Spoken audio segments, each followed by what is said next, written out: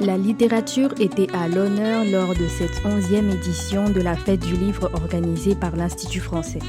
Culture Rush a eu l'honneur d'avoir à son micro deux femmes au talent littéraire exceptionnel, Renette, auteure de Course contre la honte, et Ernice, slameuse et écrivaine. Merci d'écouter ces deux interviews dans cet épisode. Vous écoutez Culture Rush. Nous sommes ici avec Madame Renette pour une toute petite interview qu'elle a accepté de nous accorder. Bonjour Madame Renette. Bonjour Culture Rush. Oui, Culture Rush. Ok. Oui, c'est un podcast indépendant, donc on vous a rencontré. Juste pour vous parler de votre course contre la honte, sans le « la », je précise. Oui, alors est-ce que vous pouvez juste nous parler de cette œuvre d'abord de façon brute, d'où vous est venue l'idée et la motivation surtout pour écrire ce livre? Merci pour la question. Donc, Course contre la honte, c'est l'histoire d'une femme qui s'appelle Raïssa, qui découvre l'injonction et la pression sociale autour du mariage, qui, dans son contexte culturel et social, définit la réussite d'une femme. Voilà. D'accord, intéressant. Est-ce que vous êtes féministe, si on peut poser la question? Parce que c'est la question qui nous vient. En fait, tout dépend. Comment est-ce que vous définissez le féminisme? Parce que si vous le définissez comme un mouvement qui prône la liberté de choix de chaque femme, alors je suis féministe. Liberté, égalité des droits des femmes.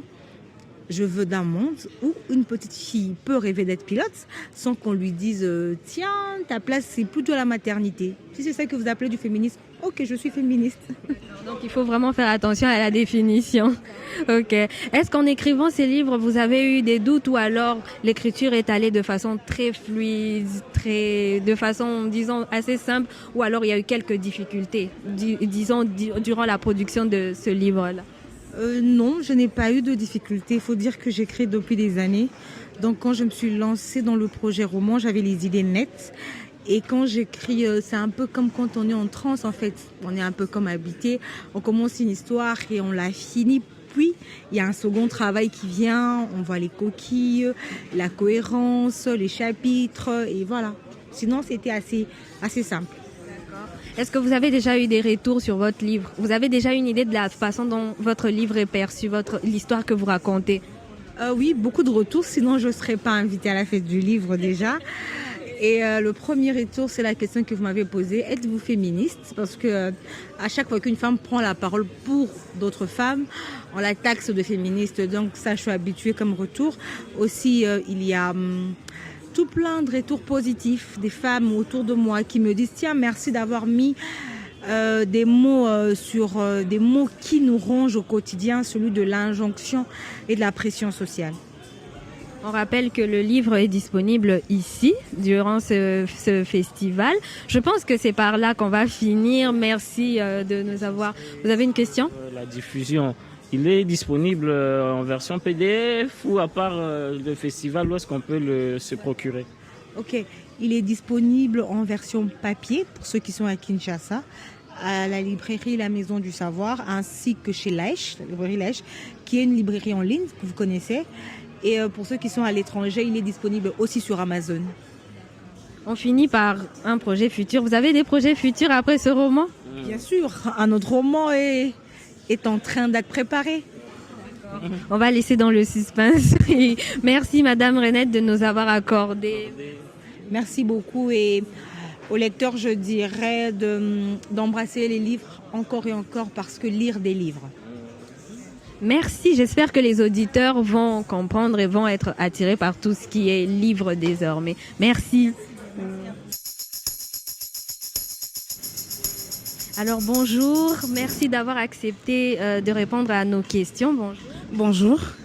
Alors on avait juste quelques questions concernant votre art parce qu'on a appris que vous faites du slam. Est-ce que vous pouvez juste nous parler brièvement de d'où est-ce que venue cette idée de faire du slam? Est-ce que c'était une vocation et tout? Essayez d'en parler.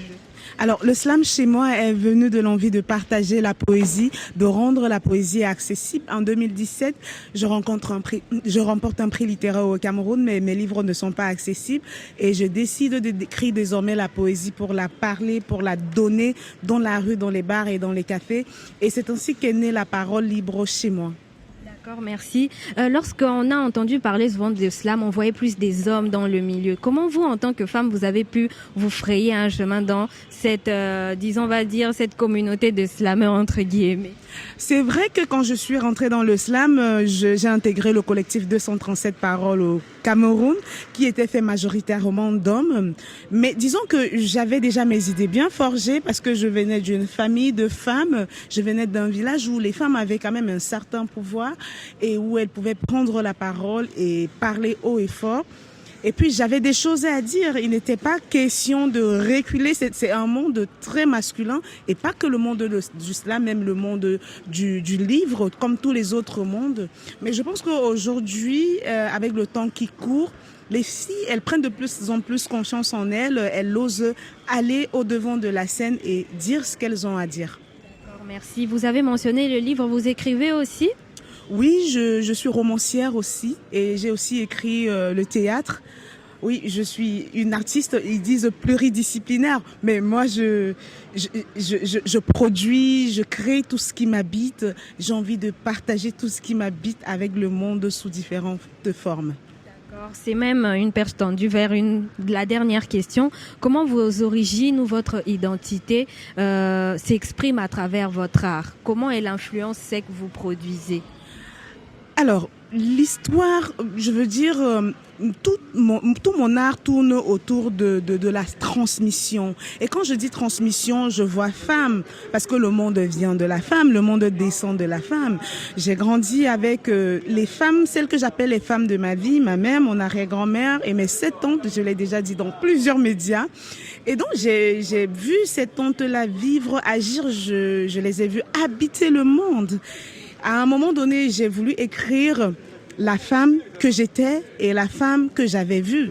J'ai lu beaucoup de femmes dans beaucoup de livres, mais ce n'était pas ces femmes-là que j'avais vu faire.